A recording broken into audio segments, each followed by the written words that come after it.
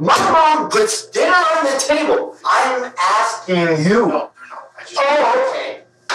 And, oh. No, forget that. In a few seconds, you're going to witness some of the most shocking interrogation footage that we've ever received. I think you're hurting pretty bad. Hurting? I'm thinking you ain't know nothing.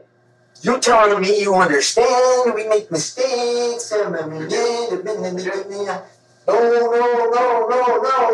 Here, let me spell it out for you. N, O. Relax, Ethan. No, forget that. I did do it. You know what? Yes. Don't you know we're all put on this earth to reproduce? The incomprehensible story behind it will prove to be all the more horrifying. I know how to use a knife. Right. Real well. Real well. One right here. One right here. One right here. Yeah, mambo. Mambo Italia. Yeah, mambo. Next time you get arrested, wear a George Warren, or at least wear that Raider shirt. On January 24, 2007, the quiet confines of Boise, Idaho would be changed forever when 42-year-old mother Judith Windom is found gruesomely murdered in her own home. Her 16-year-old son, Ethan Windom, would ultimately be the one to stumble across the horrifying scene. And so begins one of the most disturbing investigations we've ever seen. However, as authorities sit down with the distraught teenager, they can't help but wonder if his terrifying story is just a ruse, hiding something much more sinister. In the early morning hours of January 25, 2007, Craig Windom is frantically woken by his wife. She tells him that his son, Ethan Windom, has arrived at their house in hysterics. Ethan lives with his mother, Craig's ex-wife, Judith Windom, also known as Judy. Ethan had left his home that morning, setting off to his father's house on foot in the freezing winter temperatures, all for one terrifying reason.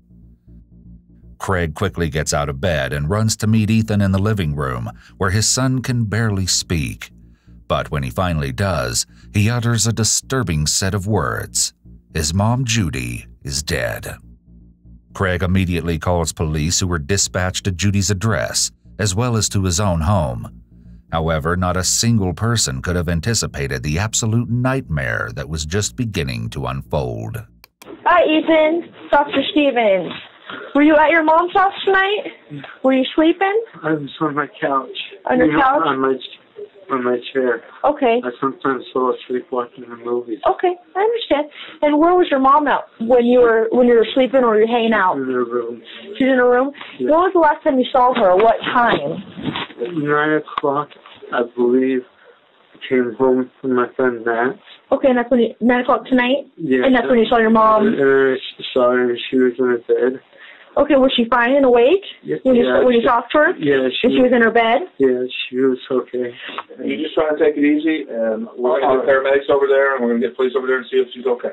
If you stay calm and breathe good, you should be okay. Ethan seems to struggle to comprehend the unbelievable sight that he's just witnessed, but authorities are eager to speak with the 16-year-old, and he has quite the story to tell.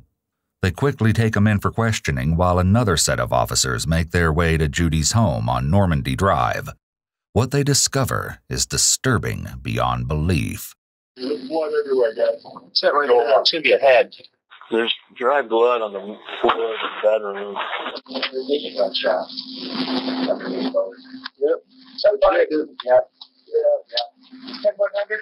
Yep. Yeah. There's a knife in the head, guys.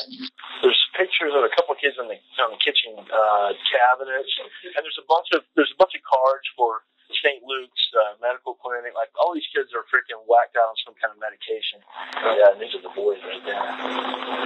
That one right there, that's your suspect. The bigger one. Probably this one. It's something straight out of a horror movie.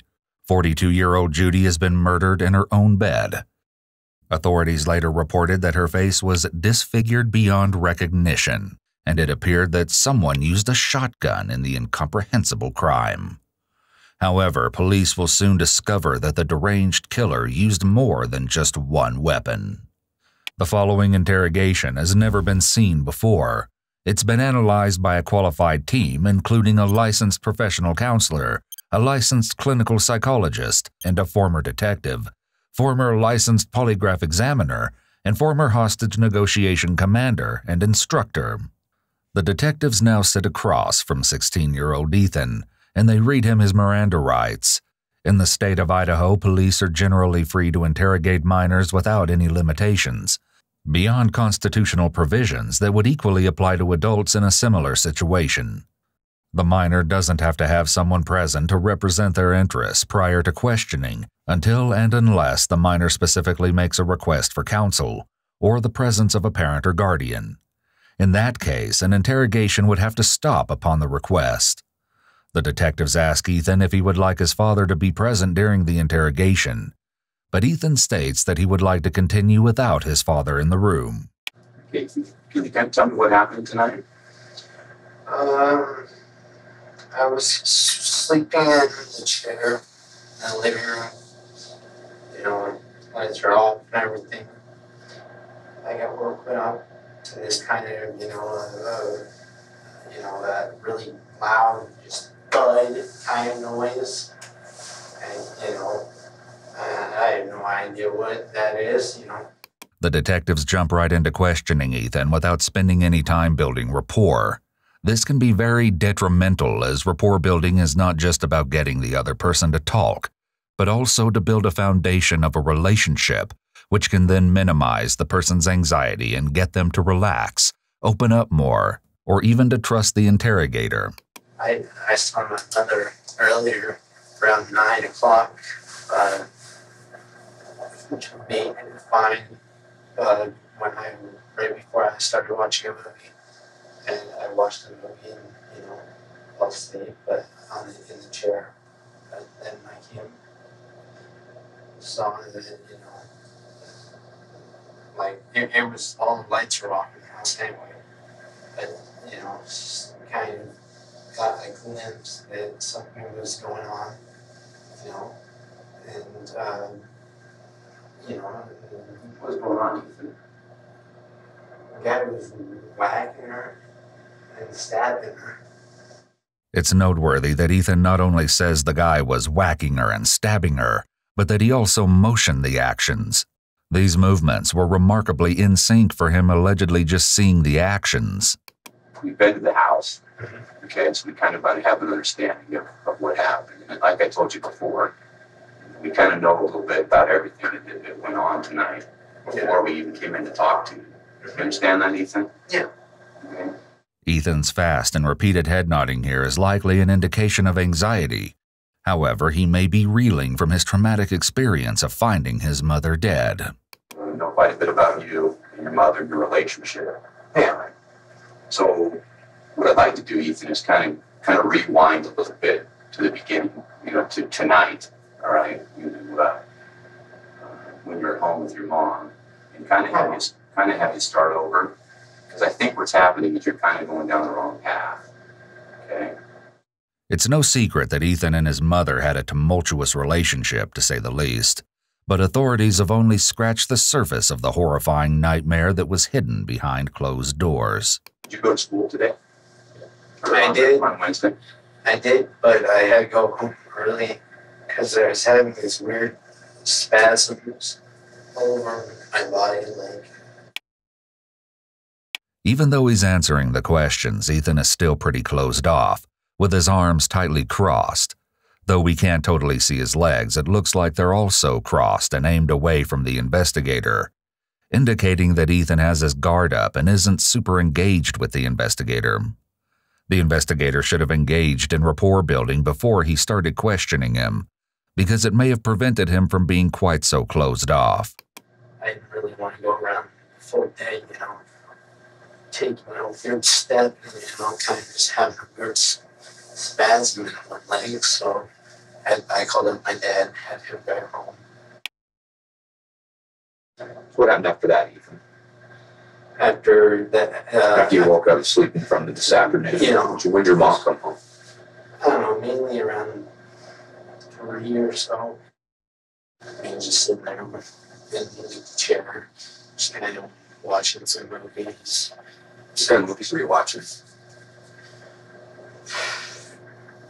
One that I've seen over and over again. Like what? Happy Accidents. Happy what? Accidents. Happy Accidents? You ever seen that? No. So you and your mom were watching these together? No. She wasn't, you know. Ethan goes into a long tangent, setting up his timeline. He shakes his head no when saying the time his mom came home, as well as that he was watching some movies, indicating a slight brain and body disconnect. I don't know, mainly around 3 years so, watching some movies. Notably, he thinks about it, and then names a movie he said he's seen over and over, which is an easy way to keep his story straight if he's lying. Sometimes she'd come, you know, and actually do watch some of the movie.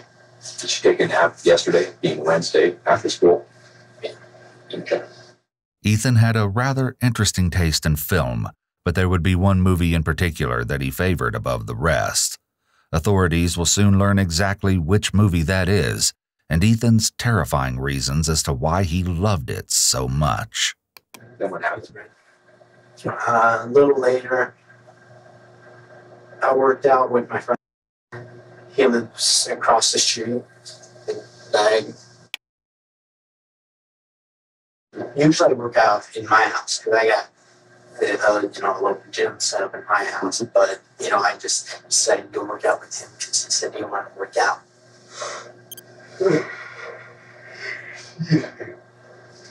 And, you know. You're a big guy, and it looks like you've been working out pretty hard. Yeah. I just mainly only worried about arms and shoulders, but Girls like to see. yeah, right. It's the chest. Ethan's recent interest in fitness was growing into borderline obsession. Over the last several months, he had gained a significant amount of weight. According to official police documents, the teenager was consistently drinking weight gainer and may have been using steroids, although there was a strange explanation behind his sudden newfound hobby. As he continues with his story, he states that he returned home from his friend's house around 8:30 that night. Judy was reportedly asleep in her room at this time. Ethan decided to sit down in his chair in the living room where he supposedly watched several films before falling asleep. He would apparently be woken to the horrifying sounds of his mother being gruesomely murdered. Then what happened, Ethan? Then, what I told you, I woke up. Right. What I told you is a referral statement, and Ethan delivers it pointedly. In contrast, though, he does a few exaggerated head nods and a slight one-shoulder shrug when saying, "when I woke up," I woke up. which indicate his anxiety and low confidence in what he's saying. Along with the intense eye contact he's making with the detective, it's clear Ethan is really trying to appear honest. Ethan, understand a couple things, okay? Yeah. We've been over to your house, all right? We have a pretty good understanding of what happened. Yeah. I'd like you to tell me what happened, Ethan. Yeah. Okay? You need to be honest with me and tell me what truly happened today or yesterday, okay? Can you do that, Ethan? Yeah. Can you do that for me? I don't want you to tell me something that's been made up or anything like that. I want you to tell me the truth. I Can understand. you do that, Ethan? Yeah, I understand. So you want to tell me the truth about what happened? Yeah, I told you. Did you notice that? Ethan repeatedly nods his head again once the detective applies more pressure. As he talks, his hands and arms are moving like they should be involved with his words, but he's keeping them tight across his chest so that they can't betray him. He very rarely drops the barrier and allows his hands to be expressive as you would in normal conversation. Watch when he does use his hands, though, as they're often in exaggerated, slightly unnatural movements, as though he's thinking too hard. I told you to. Well, no, you didn't tell me the truth yet. I need you to go ahead and tell me the truth. Well, then what's the truth? I understand you have some issues, okay? I understand that you've had problems at school. I understand that you've had some fights with your mom in the past. But that's normal. I mean, that's what teenagers do, right? Sometimes we don't get along with our parents, and that's understandable. Okay, but I honestly need you to rewind what happened yesterday. So, no, I need you to tell me, Ethan. See, that's the part. Listen, that's the part you're not listening. You're not understanding. I'm listening, but you're right. telling No, me. you're not listening because I am because you're telling me right that you want to hear, the truth. No, I'm telling you, I want to hear the truth. And okay, then I want to hear why don't your understanding is. I know. But I'm not going to tell you everything that I know. Okay, that's not how the process works. All right. Ethan is attempting to get the detective to tell him what they know and what evidence they have so that he can get his story to match and not give away more than he has to. What I want to do is I want you to tell me. I want you to be an honest man. Okay. I'm trying to be, but you're telling me I'm not. Tell me exactly what happened there. Okay. I think you feel bad. Okay. I'm not calling you a liar. Okay. No, I'm not calling you a liar. No. I'm not calling you a liar, Ethan. You just did. No. I'm not calling you a liar. I'm saying I think we need to go back and revisit what happened so we can walk through, in your words, what exactly happened over there. Ethan sticks to his alibi, but the detective is under the impression that there's something he's holding back. And by the end of this shocking interrogation, a crazy and completely unexpected revelation will be made. For now, Ethan is confronted by the other detective in the room. I've been working homicides for 30 years, and there's a couple things that I need to tell you. That everybody makes mistakes, okay? And I want you to listen to me. You've made a big mistake, and we understand why. Now, I want you to listen to me first, okay? We already know what went in there. Here's something you need to understand. Number one, you don't know, look at me, you don't know that there wasn't a surveillance van outside that house that we've had planted there working on somebody else that has a 360-degree camera facing on your front door.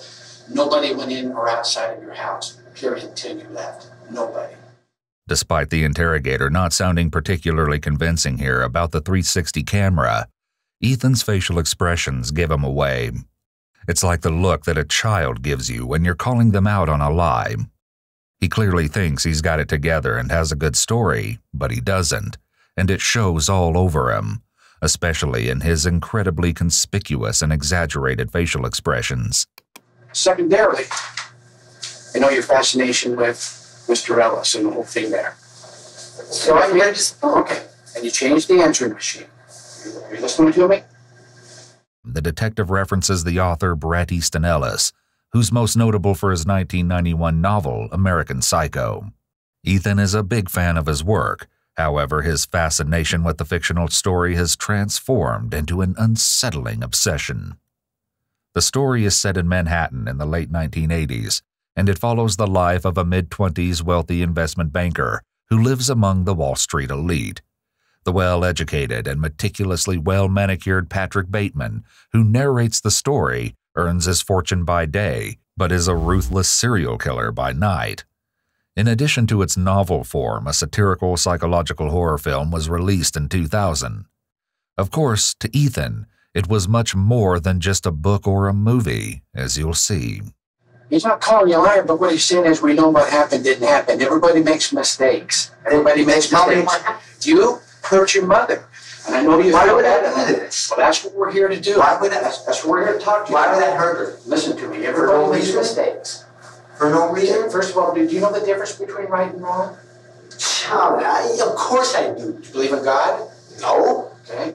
After Ethan makes more attempts at trying to get the detectives to tell him what they know, he has a massive shift in his behavior. Prior, he seemed okay, but he's suddenly talking differently and even using a different accent. He's also dropped his barrier. One thing to note is that he appears very uncomfortable with the detective being in his personal space, and he's backed into the corner with no easy access to the door. However, this is a strange reaction to being asked if he knows the difference between right and wrong. It doesn't make logical sense as a trigger for the average person, so perhaps it's something that's been said to him in the past. The surveillance camera outside absolutely shows nobody went in or outside of your house. Do you understand that? Okay. What am I telling you? That you guys didn't check the bag. The only person, no, there is no bag. The only person that went in, There's no back door. it's locked with the thing. The only There's no. I locked the back door. Listen to me. The door was locked. A bad guy can't lock the door on his way out. I locked the back door. You're not listening to me. You're not listening to me. If you say you know the difference between right and wrong, then a judge is going to have to make a decision on what to do. With this answer, Ethan throws his hands in the air, known as a gravity-defying gesture, which is a bit of an odd reaction.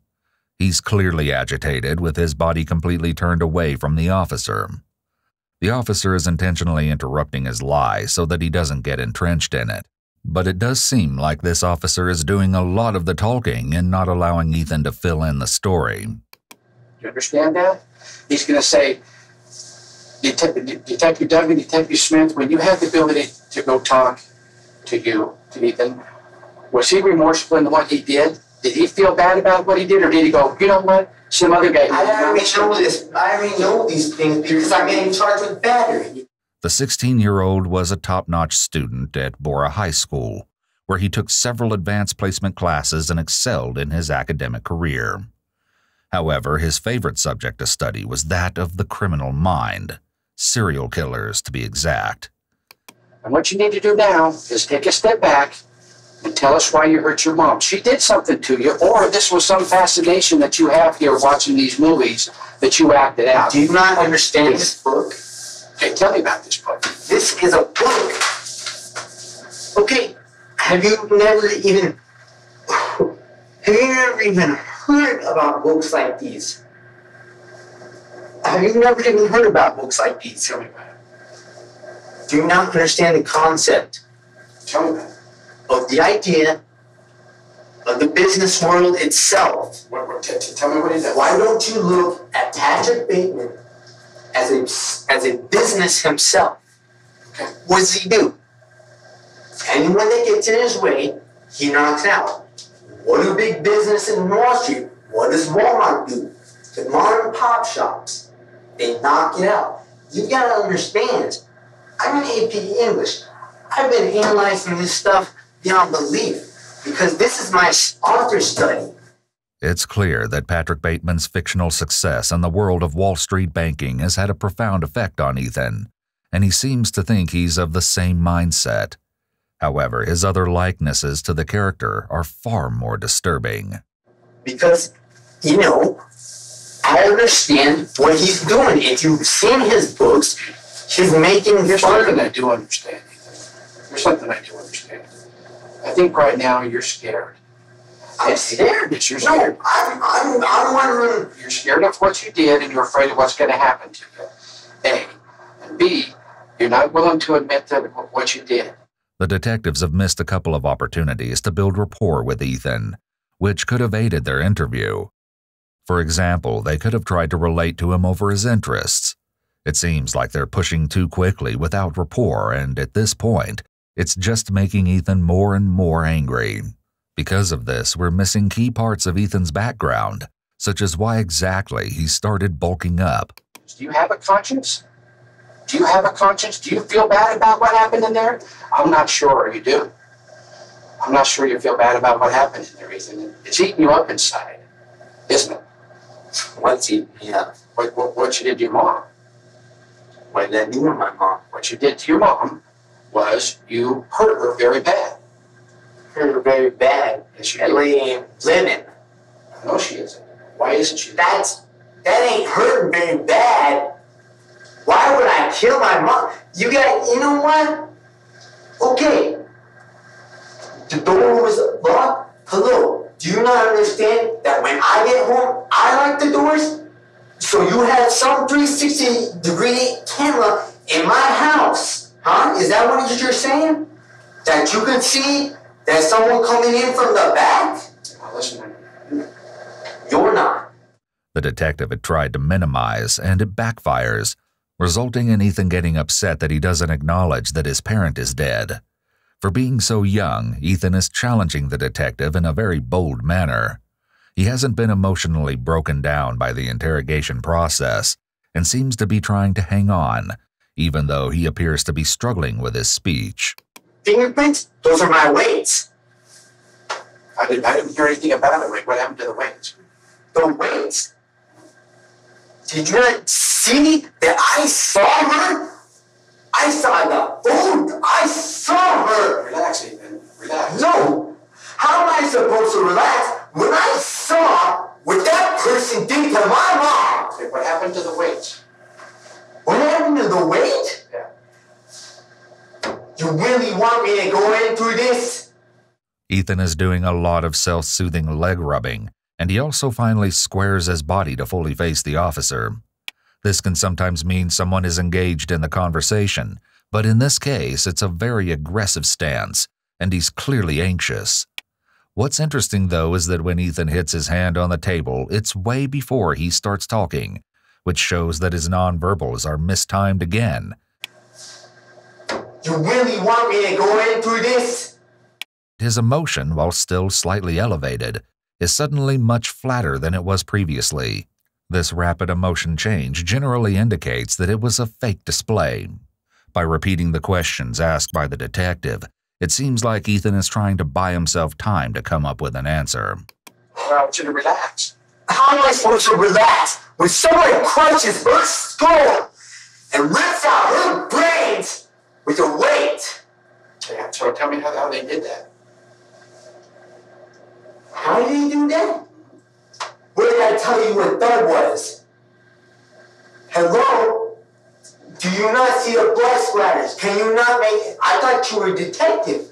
If you're such a detective, why can't you see blood splatters? I saw everything. When I turned on the lights, dear, oh my God, you gotta be effing kidding me. And now you're trying to pinpoint this on me?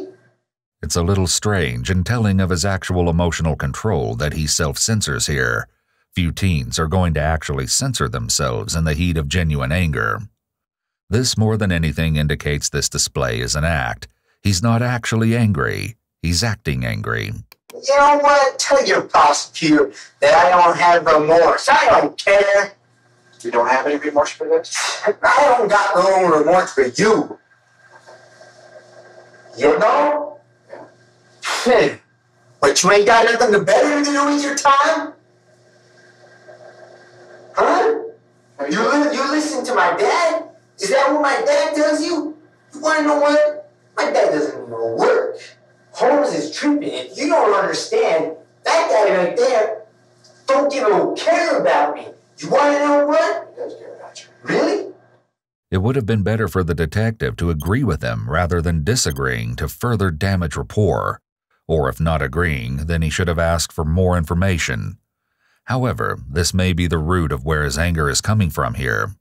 He thinks nobody cares about him and sees himself as a victim.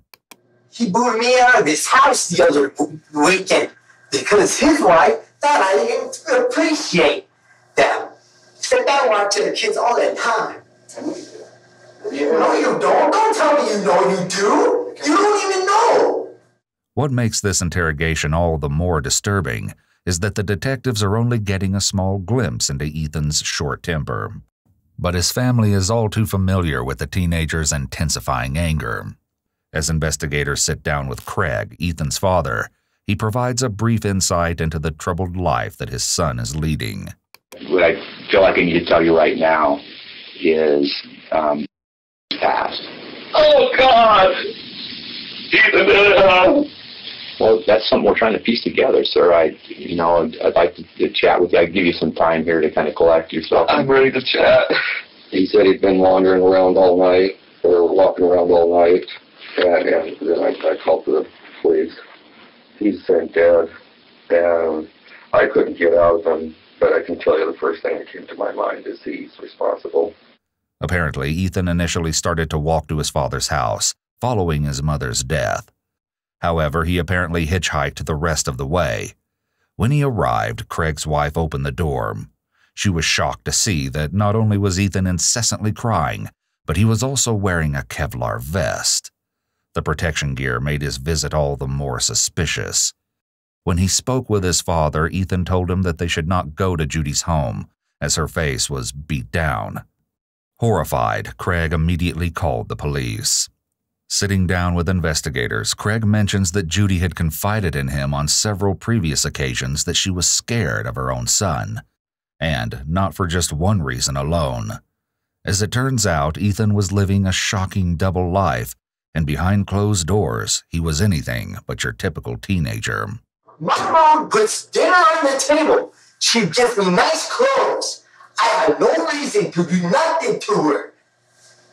I had no reason to do nothing at all. So That woman... Can I ask you this, Ethan? What do you want to ask me? Huh? Perchance, is there another part of Ethan?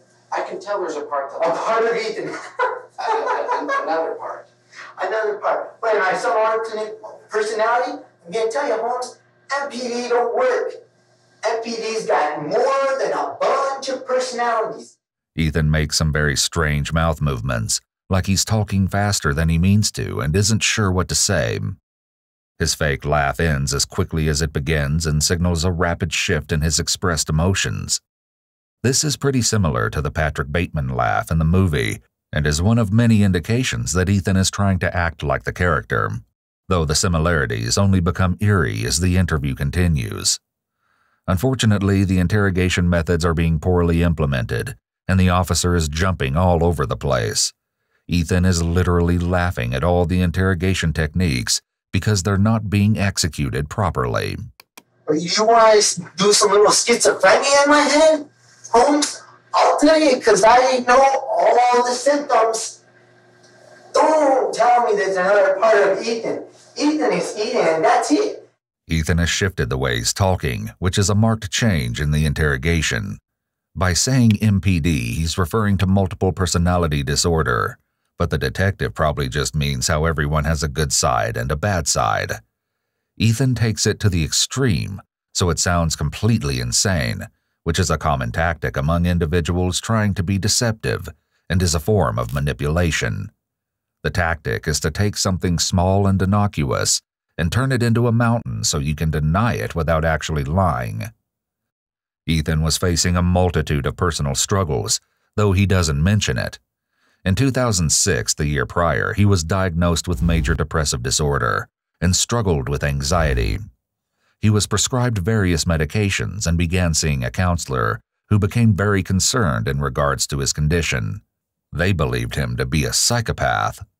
Technically, psychopathy isn't a separate diagnosis from antisocial personality disorder, though a psychopath is part of a small percentage of individuals with ASPD who would be at the extreme end of the disorder spectrum.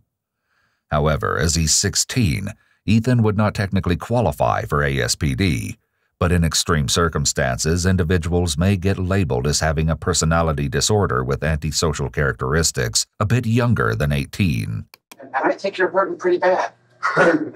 Yeah. I think you are, Ethan. Oh, hold on, this feeling. No, first thing about me. Okay, well, tell me about you. Tell me what you're thinking right now. I'm thinking you ain't know nothing. Okay. You telling me you understand, we make mistakes, you know what? Do you know how many Ethans I've talked to that's been sitting in that chair in 31 years of police work? Thousands of them. Really? Congratulations. Do you know how many Ethans have sat right there and told me, I don't know nothing about nothing, and I put them in prison for murder? Every one of them. Every one of them. Every one of them. Yeah. Every one of them, and you're not going to be an exception. Yeah. Normally, the detective shouldn't remind a suspect of the impending consequences at this point in the interrogation. What appears to be happening is that the detective is getting irritated with Ethan and taking it personally. He's not cooperating and he's being pretty disrespectful, and it almost comes across as threatening. Yeah, you want to know what prison is? I sit in a cell my full time. You okay with that? Are you dumb? Do you not understand how that system works? That's one of the dumbest correctional systems I ever heard of. Holmes, I could sit in a cell for the rest of my life and be happy and know your name. Okay. But no, you think you're somehow smarter than me. You've been on the force for 30 years. You know what? I talked to your game detective, too. Guy was an idiot. Thinks I'm from some gang or something, trying to tell me I like 50 Cent. You guys don't listen, you detectives. It's like, you know what? I could have saved us 20 minutes there of your BS by telling you I don't like 50 Cent. I don't really like his full club scene. All that gangster scene, it's all just music. It's all just show. But no, Holmes is trying to tell me what it is because he's so smart. Typically, an innocent person gets angry when they're being accused of something they didn't do, but Ethan is unusually combative. Rather than being a sign of innocence, Ethan's faked and exaggerated anger is an indication of his immaturity and apparent social skills deficits. Innocent people get truly angry, and real anger or emotion doesn't flip back and forth like a switch. Ethan switches it off and on. As well, a mature liar knows that getting angry makes people not like you, and that affects whether they believe you or not. It's why typical liars and killers don't react as much to accusations and interrogation, because they know it will affect their chances of being believed. Teenagers, for the most part, haven't had the time to perfect it. As well, Ethan has learned aggression and anger gets him his way, something that most people usually learn doesn't work as effectively as sweet-talking by the time they're a bit older. However, this is of no surprise, given his past. Although Ethan was mostly compliant to those in positions of authority, most notably his teachers, he didn't show the same level of respect for his mother. Their relationship began to deteriorate when Ethan became controlling and would apparently bully Judy into getting what he wanted. For instance, he told his mother that he would like to use the master bedroom as his own, and supposedly forced her into moving her belongings into the smallest room. He then took over the living room, where he apparently pushed all of the furniture to one side of the room, so he could place his chair in front of the TV. Ethan would mostly use it while playing video games and watching movies. On the occasions when he didn't get his way, things would supposedly escalate, and in a most violent manner. Ethan's brazen comments and interrogation show his lack of respect for authority, which is a red flag indicating possible conduct disorder or oppositional defiant disorder. He could be diagnosed with either of these disorders at his age, and they're precursors to ASPD. This isn't going to go away. I already know it isn't because this is your guys' stuff, whatever. This is going to go away. Yeah? We're going to make a decision on what to do with you when we leave this room. Mm-hmm. What do you think we should do with you? You actually think I want to let me go? The officer walked right into that one. Ethan seems to be running this interrogation. Notice the shift in his hand gestures to more lively movements. This is a marked change that he's feeling more confident. Just let me go. Let me be. Let you go where? Wherever. That's not what was after. You just asked me, what should we do? What kind of question is so you think for what you did? What I did? What I did? Because I told you. What I did? Nobody goes in the front. Because no one gets in the front, no one goes in the back. And it's just you. Really? It's just you and your mom. Oh, okay. So, actually, nobody. So, what we could be saying here is, you're going to be arrested for murder. There's no one that could be hiding in the garage. No one could be hiding nowhere. No, of course not. Because you guys are all smart. You guys got taps all over my house or something. Are you ready to listen to me now for a minute? No. Will you? No. Will you listen to me for a minute? Did I just tell you twice? No. If perchance I brought your dad in here, would you talk to him too? Oh, yeah, right. Would you? Yeah, right. Did you not hear me? I said no. At least how many times? Does that not compute? No. Here, let me spell it out for you. N-O. Would you explain this to me a little bit? Next, the interrogation moves on to the topic of one of Ethan's greatest fascinations. There's an idea of a Patrick Bateman, but he's simply not there. Think of it this way. Business. He's a business. He's a big corporate business like Walmart. Is this right here a movie? Is that American Psycho? Is that a movie? Yeah, it is. Does something happen in that movie? Did somebody get hurt in that movie? Are you trying to tell me what I don't know? I'm asking. No. I haven't seen it. Of course, but if you don't understand... Did somebody get hurt in the movie? It's a book, too. Okay, so... You have to know the book before you can watch a movie. So, same thing with any book. I guess my question is, help me because I haven't seen the movie. Who gets hurt in the movie? People. they get in his way. And how is it they get hurt? Any way they can.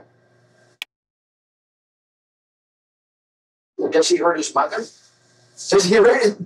Man, he doesn't even mention his mother barely. In the movie, it doesn't mention his mother nothing.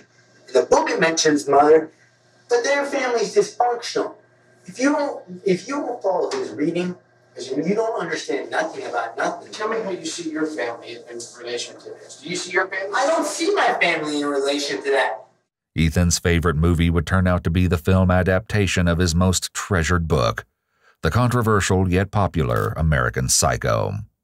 Ethan soon began to emulate Patrick Bateman's character. He apparently forced his mother to buy him expensive skincare products like those that Patrick Bateman uses in the movie. In addition, Ethan supposedly bullied Judy into buying him a white comforter for his bed. Patrick Bateman also had the same one. There was also Ethan's obsession with fitness, yet another similarity between him and the film's main character. As well, Ethan's mention of Patrick Bateman's family being dysfunctional is a further indication that he relates to and feels a strong affiliation with the character. As the interrogation progresses, the detectives will learn that there were even more ways that Ethan tried to become Patrick Bateman. You'll notice that Ethan also has the book Without Conscience, too, and some other fairly advanced clinical and forensics books. Either he's trying to understand himself, or he's been planning. Why would I go to my dad's house and go and talk to him about this? You know why? If I did this? You know why? Why? Because I'm supposed to feel guilt? Because you feel bad. You haven't talked to my therapist, have you? Can I? Can you? Hell no! Now you know they didn't get out on the side for me. I really do. You feel sorry for me? I really do. I feel sorry for you. Okay. Well, I'm not the one that's going to be charged with this. Yeah, but you're the one that's living in a world where you're controlled. Nobody goes on. Really? Because you got cameras on that side? We haven't processed the scene yet to see exactly what you left in there. Really? Yeah, we haven't. What? I'll tell you what we will do. We'll go process it, and then we'll come back and talk to you and tell you what we found, okay? So what did you find in there? Is that it? It's only fair to go to I already tell what you found in there. I covered up everything. Okay. I covered up everything because it's a horrible sight. I tried to wipe off the blood. Why? Why? Why wouldn't you call the cops and say, my mom's hurt? Because what's the first thing that's going to happen? You guys are going to accuse me like you're doing right now. Relax, Ethan. No, forget that. Because you know what? You're not thinking of other alternatives. They could escape through the side window. The detectives do have to consider that Ethan may be telling the truth. If there was an intruder, it's possible that they could have committed the heinous crime and escaped through a window. But investigators find this to be unlikely, especially given the fact that it would have been a random killing.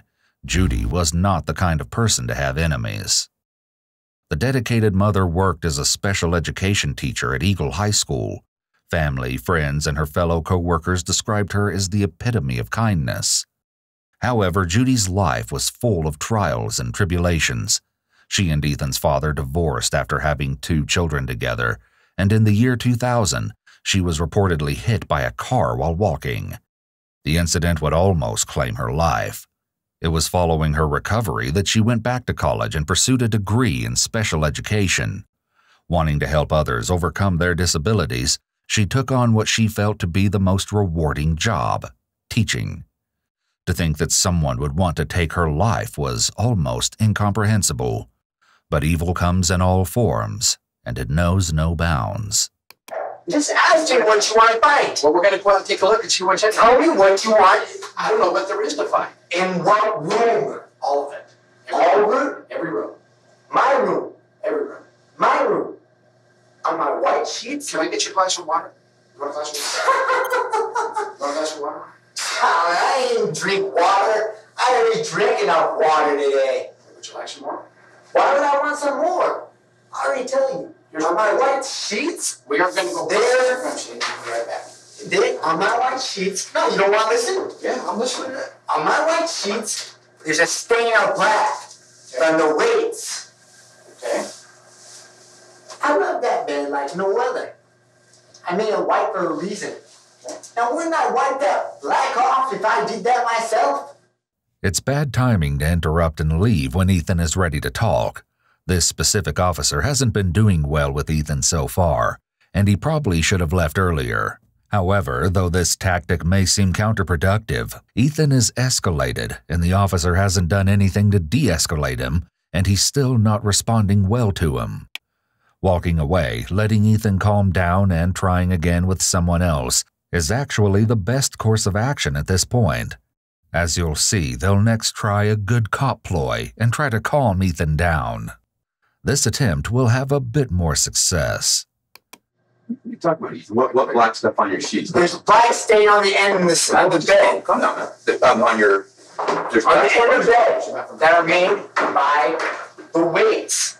I saw it when I'm getting out. Okay, well, just relax, man. No, Charlie here thinks he's number one top cop. Okay, he's gone. I'm not understanding. There's from the weights. So you know how they create that black stuff. Yeah, they make a black stain. Weights on and off and changing all the time. They made a black stain on your sheets. But how do they get on your sheets? Charlie, whoever comes in there puts it in my room to make less noise. What kind of weight was it? Was it a weight or a barbell or a dumbbell or? What they did with it was they put it as a barbell, and they put one of the things right here. A collar? I want a collar for a barbell. No, one of the spinny things on this end. Oh, I got you. With 2 5s or 2 10s. I can't remember. I think it's two 10s. I can't remember. So two 10s on each side? No, on one side. 1 10 and then a 10, so 20 pounds. One side that has weights on it. And they club her. Okay. Have you ever seen that? How'd they get on your bed? How'd they get in my bed? All they have to do is just bring the weight, put it on my bed.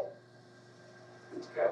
Are you saying to put the weight together on your bed? Well, yeah. Okay, you're a smart kid. Okay, trust me. Yeah. Then why? You're not a kid. You're a young man, aren't you? And you're a very smart young man. I'm smarter than anyone I know. This may be a touch of narcissism showing, or it may be Ethan mimicking Bateman's character. At this point, it's hard to know what is actually Ethan and what is the character that he's wholeheartedly embraced as his model. And you know what? Street smarts. I would agree. Street smarts I got better than any stupid idiot. Everyone I know, everyone's too easy to figure out. You know how they figure out what they want, what their needs are, what to say to them. The ability to understand what people want and the right things to say and do to manipulate them to do what you want is a trademark of a budding psychopath. You had to learn a lot of that, right? Because you didn't. No, I didn't. I just had to watch them, and I could see. You learn. You're a smart young man. You learned this stuff yourself, didn't you? You read books. You educated yourself. No books to learn this figure stuff. out people. Right. Street smarts come just naturally. To you. Street smarts are called street smarts for a reason. People either have it or they don't. Right. People around here don't. So you get educated on the street? I get educated by being myself. Right. And I can see people. I can see their needs, their wants, their desires.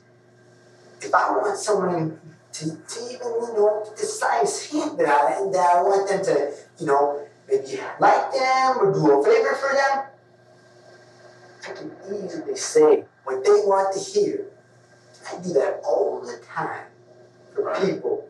I cover for my friends all the time when they cheat on their girlfriends. I tell them exactly what they want to hear. Okay. Fun to be, because people are stupid. If Ethan's rambling is true, this is the definition of someone with antisocial traits. Individuals with antisocial personality disorder have a keen awareness of people's needs, their wants, and their desires. Ethan likely feels a bit more comfortable with this detective, so he's essentially divulging important information about his personality and his ability to be manipulative and to lie. It's disturbing the way he views other people just by what they can offer him, but this is also very classic narcissistic traits. People's value lies only in what they have to offer. This could also be another moment of Ethan mirroring Bateman's character. Ethan has brought up how he uses people, such as his mom spending money on him, that his friends are only useful to him for better weights. He also claims that he's smarter than everyone and is always telling people what they should do, and points out that he sucks up to teachers and attempts to manipulate them. Let's just forget about the cameras, okay? We're getting so hung up and so mad about these cameras. All right? Yeah, let's just forget about it, right? Let's talk about your relationship with your mother a little bit. You guys want to look through all the clothes I have a lot of nice clothes. She buys me nice stuff. My colognes and my colognes, Armani Code, that's $70 right there. Jean Paul Gaultier, I spent $100 on that and some deodorant. She spends nice money on me. Okay, right. No one's saying that she's not doing that, okay? Yeah, but now you're telling me that I'm killing her for the Dear God fund, that I'm so dumb I get influenced by books. You know, there's a lot of people, a lot of things that influence our lives. There's a lot of things that you know that, right? People who get influenced are stupid. Do you influence your friends a little bit? My friends? Yeah. You should, because you're a nice guy. And so, people, if you have friends, all your friends, everyone kind of influences each other, right? That's why you have friends. Because you have things in common. That's why you're friends. I ain't got no things in common with my friends. Nothing at all. I hate my friends. You live way Yeah, that's because he has better weights. He just wanted to work out. I just needed a better, since he's got a better weight system, why not take advantage of it? That guy's a little guy. He said anything different from what I said, he knows I'd take him. Do you think that influences him a little bit, though? That if he knows you can beat him up? I don't care if I influence my friends because I don't like my friends. Well, what I'm getting back to is you said that only stupid people are influenced. My friends are stupid. Okay. My friends are dumb. I don't know your friends, so they're idiots. I don't know your friends, so I'm not going to say whether you know what? When I give them a piece of advice or tell them what they should do, they never listen. It always turns out their way that I told them that it'd happen if they didn't listen. Oh, you're right. Well, it's like, no, duh. I know how the world works. I'm not freaking retarded like you guys. Even though it seems like everything is making Ethan mad, he seems to be intentionally pulling the detectives into arguments to distract them, and it's working really well as a great deflector. They're caught up trying to argue points with him and engaging in a power struggle. So you make all your own choices? No one influences you at all? Man, I can develop little portions, the way I act. I develop that. Sure. But I don't change my whole character on that. I can change any character I want to be. Because that's easy to do. Right. Typically, when an interrogator offers a theme, such as being influenced in this case, they would move on from it if the suspect doesn't agree. However, the officer may be trying to agree with them, so he will calm down and move on. He's also trying to stroke Ethan's ego, since he's probably figured out by now that Ethan has narcissistic and antisocial tendencies. One thing that is particularly interesting is that this disdain of his friends also is reflective of the Patrick Bateman character. It also sounds like he's getting this from his books on psychopathy. He's molded himself into this person and just built his world around it. People with antisocial traits are often considered chameleons in the sense that they can adapt themselves to practically any situation and can warm up to other people easily in order to manipulate them and get what they want. It seems that Ethan did just that.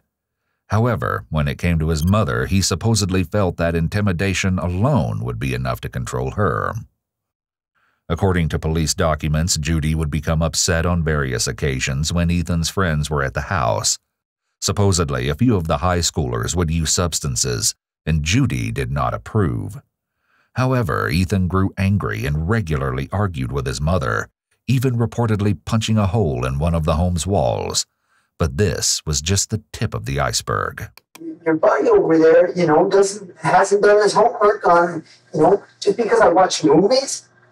Does he not understand that most of my books, my reference books, are all on psychopaths. Okay. The psychopathic mind. Right. Because I've always been trying to figure this out. Who are some of the greatest and smart? Well, actually, Donald was a sissy. Gacy. Dear God, how many people did he kill? What was he? He was a hired deputy at times. Clown. Knew different people. Ted Bundy. He had a great life. This man did so many things. Great lawyer. Represented himself really great. Even the judge. But he said, I'm sorry to do this because I would have loved to have you practice in my court. Oh yeah, I didn't know that part. Yeah. Wow. He said that. The guy worked with the Republican Party for a little bit. He worked with some of that. He did a lot of things that were just out and amazing of character. But it all continues down to one thing. How does his mind work? American Psycho, that's just because that's what my author study is on. We got to do a big project on this author. I like Bret Easton Ellis. He's a good writer. But all this stuff, I don't know the name they call for it, the writers call for it, but it's all about making fun of the way certain things are, because, you know, it's truly there, but, you know, they kind of take it to a point of, I mean, you see, this is truly, I mean, you know, absurd. Though these are accurate observations, it seems that Ethan has taken the contents of the story to heart. But just because a person reads a book doesn't mean that's how their life is going to be. Let me ask you this, Ethan. Have you ever heard of cases before, or people before? And you've read a lot, so you probably have. Have you ever heard of people before who have been influenced by, listen, hold on, by the books, by video games, by movies? Everyone's heard of the Columbine shootings and all of that. I'm not talking about that. That was all those, but people use those as scapegoats.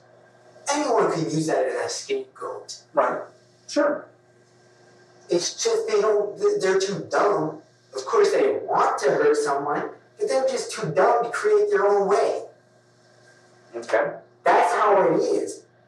People just don't understand it like that.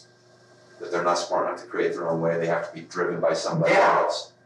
They have that drive. They're just too dumb to actually make it happen without seeing something or watching something.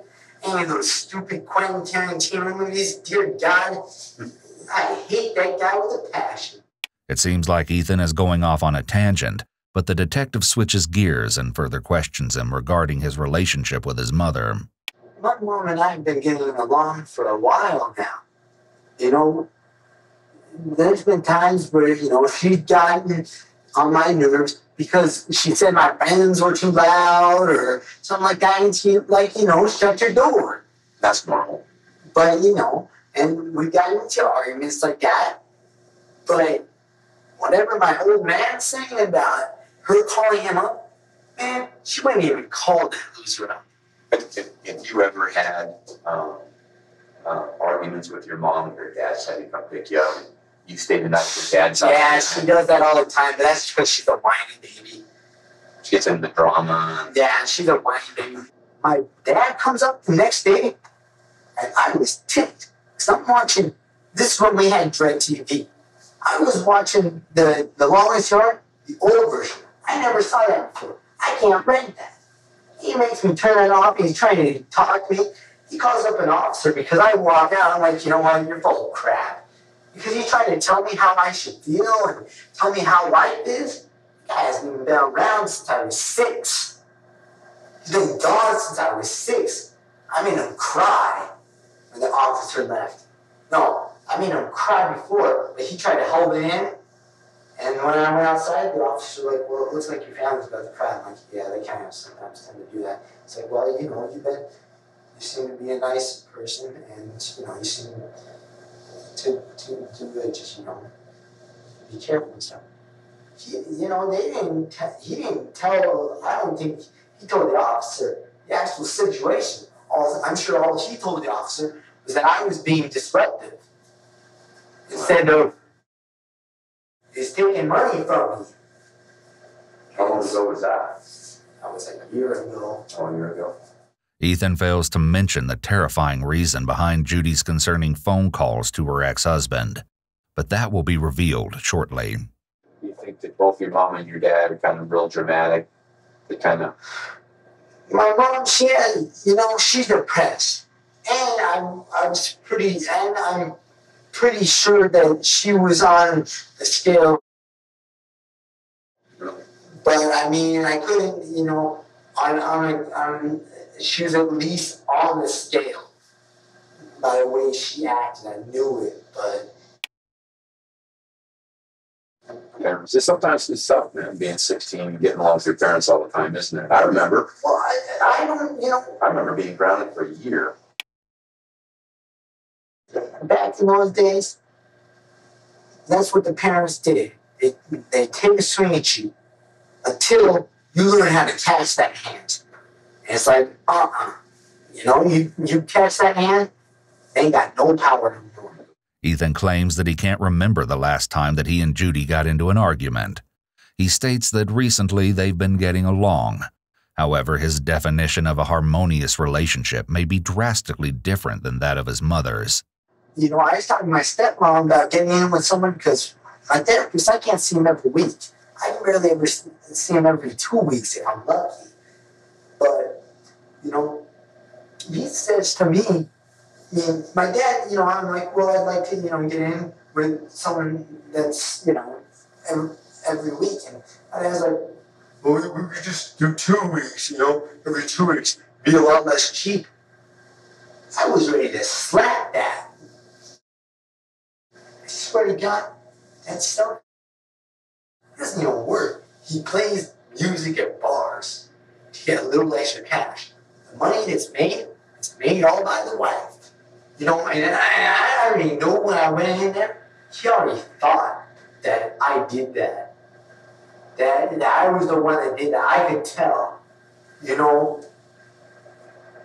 I didn't even know. Tell by the way he talked to you, the look on his face. I didn't look at him, man. You didn't look at him at all? No. I was trying to hold up vomit, trying, bawling my eyes out and stuff. I seen dead people. I ain't never seen dead people in real life.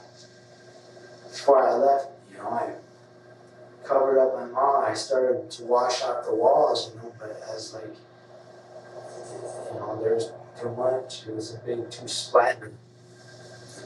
I put the dog and the cat in her room. I mean, the dog and cat were already in her room, but the dog was shaking. The cat, I saw her. She's usually in that room, but she was in the weight room because she's on fright and stuff. I put her in there and we had some stuff full of dog food and cat food, and I just dumped it on the floor, filled out some water stuff, put a candle in there, and just closed the door, turn off the light. I was scared. It's hard getting blood. Just covered it up. You took that up. There's a strange, sudden change in his speech patterns here, almost like a different person is talking. This is probably more normal speech for Ethan, and his other speech patterns have been him acting like a character modeled on Bateman. It's an unnerving display and perfectly demonstrates the way that a psychopath can be a chameleon, mimicking mannerisms and gestures that aren't inherent to themselves. Ethan states that he used a couple of wash rags to wipe the blood off the walls, but it's still extremely suspicious that he even cleaned part of the crime scene before going to his dad's house. Get anything else out of that house or anything like that? I grabbed the one thing that I know my mom always takes with her cigarettes. You scared? It's okay, I'm scared. I saw my neighbor, one of my guys, one of my neighbors, he saw me try to play it off like he didn't see me. But, I knew he was going to turn a certain way, or if he didn't, I can at least duck under some brush because I knew he would question. They'd all go back on me and stuff. So I just kept walking. How did you feel when you were inside the house? Apparently, on January 25, 2007, while Ethan's neighbor was driving around at 1:30 in the morning, he spotted Ethan walking along the street. According to police documents, he shouted Ethan's name out of his car window. It was loud enough to where there was no doubt that Ethan could hear him. However, the teenager kept walking. How do you feel right now? Angry. I don't know why you can't do that. I'm sad. Yeah. Right. You feel bad for your mom. You feel bad for yourself. This officer is really doing a much better job with Ethan. He's much more relaxed and there are no major signs of anxiety. That's what I'm saying. I don't understand why everyone keeps on doing this. I mean, it's one of those things where you're the only one there, and we're just trying to understand each other. If there's something, talk to me, man. Tell me what's going on. Man, if I really wanted to, tell me what you're thinking right now. Wouldn't I put her out of her misery like in the easiest possible way? I don't know. I mean, truly, wouldn't you? But what would that way be? What would be the easiest possible way? Not the way she went. Okay, what would be the easiest possible way? I don't know. Can you think of anything that would be to put her out of her misery in an easy way? No, I know. It's gone. Do you guys have guns in the house at all? I have some airsoft. Oh, guns, it's not loaded. Yeah, that's real guns and stuff. Yeah, knives, hunting knives and stuff like that. I got, in one of my cases, I got a dull butterfly knife. Who do you think did it? I don't know. You know, because it's a terrible thing that happened to your mom. I mean, like you said, she didn't. I wish it would have happened to me. It didn't. Listen, but let's think about, how terrible this was to your mom. They had a knife. Okay. I don't have knives. I couldn't see this person. It was dark. I knew they had a knife. Okay. And I know it's long. It's a longer knife than any of the ones I have. But he made me. The one knife that is semi-sharp. Why did you do that? No. Make it look like I did it. It's my way. It's my knife. I mean, truly. Check it out. I mean, truly. Because I don't even know. There's probably not going to be nothing on cameras. I don't know. Did they make you do that to put her out of her misery? No, she was dead by that time. Oh, the night before you put the knife in her head, she was already dead? Yeah. Okay. She was already dead, but... Your knife, what kind of knife was it? It's a small Winchester. Ethan claims to have got the knife from his father, and he states that he keeps it in his bedroom at his mother's house. The only thing I can show that it wasn't me is... look how deep the knife cuts were. That knife couldn't do deep knife cuts. Too dull to do the deep knife Well, cuts? no. I mean, it's not dull. Well, I mean, lengthwise. Lengthwise, that's what I'm saying. So the blade on a knife isn't long enough to do all I that? don't know. I mean, truly, that's the only way. I mean, if cameras show something different, I don't know what to do, man. Wait, so all you did with that knife was stick it in her head? Yeah, he made me. How far into her head did it go? I don't know. He made me just watch it. He had a knife everywhere. Where at on her head? when he cracked her skull, there was a brain that was, I don't know what it was. Okay, where'd you stick the knife in at? Well, he cracked it around here, man.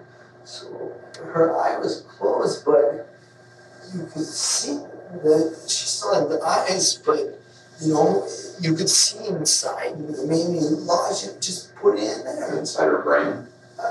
Or did it stick inside the skull, or was it? Inside the brain, because it must have been cracked, because there was blood everywhere. She loved you. I mean, that's I loved her, man. I know you did. I know you did. Look, it might have been my brother, I don't know. But, you know, earlier,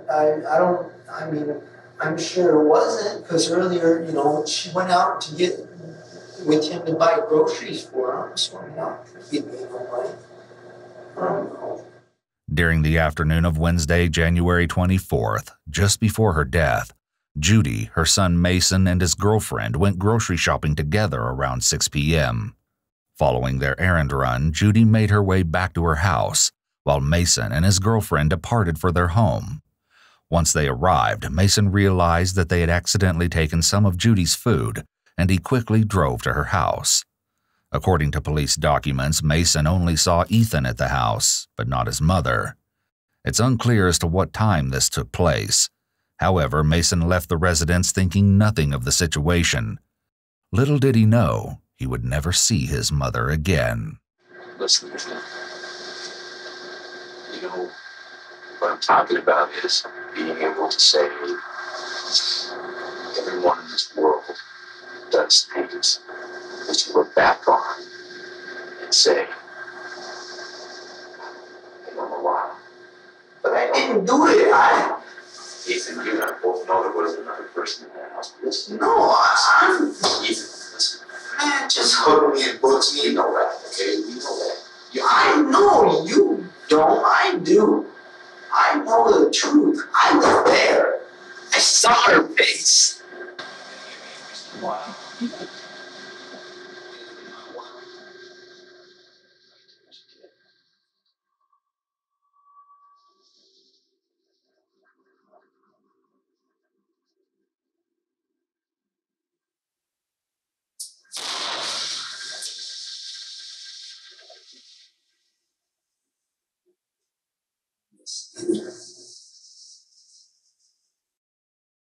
There's a delay with his illustrators here. His words come out before his hands hit the table, which is another instance of brain and body misalignment. But I didn't do it. Ethan seems to resort to aggression when he's angry and emotional. He may have been having an emotional moment here, and then it's like a switch is flipped. This is a red flag indicating that when he gets angry, he may not be able to control his impulses. He seems very used to using his size and aggression to intimidate and control others. Like his mother, the officer handles this perfectly by not even seeming to blink and stands his ground. But he also doesn't push, just allows Ethan to react and show more of who he really is. I didn't do it. You want me to spell it out? Here, give me paper. I'll write it out for you. I'll write it out for you. You ready? No. It's not even a question. A little bit on there. 2 to go. 4. 2 up your breath. What's that? You smoke? That's all. You got a wife? Kids? No. Why not? I have 2 dogs. For 2 dogs. And then a wife and kids. But you know we're all put on this earth to reproduce. It's just the way it is. Ethan turns dark here as he maintains unwavering eye contact with the detective. The teenager's intimidation tactics are like those of someone much older and far more experienced at victimizing others. He inquires about the detective's personal life, but the detective leaves before Ethan can berate him any further. While he's waiting, Ethan begins a string of odd behavior. No. faces and the charming songs. But when I met some things wrong.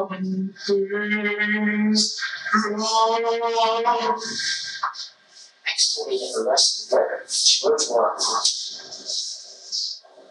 the black shirt, or at least for that razor shirt. Finally, the detective re-enters the room where Ethan appears to have calmed down. He woke up and went in to that needle comes out loud tongue. He went in and saw this guy in the mom's room. He said it was real dark and couldn't make out who it was or anything, but that he had stabbed your mother, right? He said he had a knife.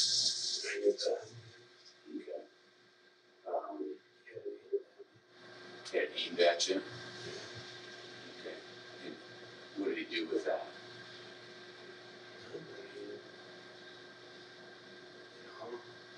Before routine, don't move, Right. Don't come near here, don't come near here, you can move it, we're gonna kill you. Ethan claims that he has no idea what the person looked like, but he alleges that it could have been his brother, Mason. Mason going in my room, my knife is in my room, Makes you go to your room? Yeah. Okay. Grabs that, He grabbed that knife. makes me grab the knife. Winchester. The Winchester, does that. Makes me want to be watched. Says, I'm looking for some money. Did you look for some money? Take a car, I look in her backpack. I just kind of throw around. She has a purse that I know has money, but I didn't find it. So, I was surprised that he was gone. So when you came back in, he was gone. I mean, yeah, that really told me to not. Just said, that's like, oh, man, I didn't find money. I don't know if I can find some money, otherwise it's depends on my life. I didn't find money. Go back in, knock on the door. Knocking, I'm not open the door cautiously. When you came back inside, were you afraid of this guy? How come you didn't run out the garage door?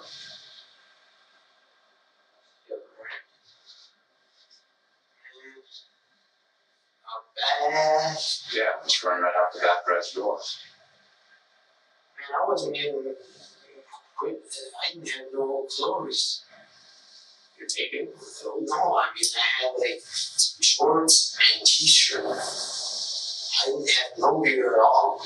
Could you run over to some friend's house or something like that and call police and say there's a man in my house? When he's confronted with something, Ethan keeps saying, yeah, but. He's trying to weakly justify what he did, and the detective is slowly poking more and more holes in his story. What would prompt you to go back inside? What would prompt you to go back inside with the guy with the knife? To comply with them, not to get killed. Okay, but you were out in the garage with the door closed. He couldn't kill you if you were out there. Yeah, but I mean, it's locked the door. Locked the door. Just knock when you find some money. Find some money, I wasn't even playing on games. The detective is likely under the impression that Ethan's spinning a complete lie. However, he doesn't want to outright confront him again, seeing how the teenager's emotions can go from one extreme to the next. Why didn't you change the message on the phone? Why? Because I didn't know where I was going. I didn't know where I was going. I didn't want anyone, coming over to our house or calling, because I tried to find her cell phone. I couldn't find it, but I didn't want no one coming over to our house. Why did you want to come over your house? Or anywhere, to see that, come over by surprise, by accident. So, if they call ahead, or if her work calls, or if my school calls, that's the message they get. We're out somewhere else. Because I was just wandering the streets. I didn't know where I was going to go at first. Strangely enough, following his mother's gruesome death, Ethan decided to change the voice message on the answering machine for their home phone. Hey, this is the Windom residence. If you're trying to reach you or Ethan, we're actually out in Washington right now. I'm having a couple of family problems, so we had to take a trip out there. I'm sure we'll be getting back by next week. Bye. But this was only one of 2 messages that Ethan made. In another chilling recording, we're able to hear what he sent to one of his friends the same night his mother died.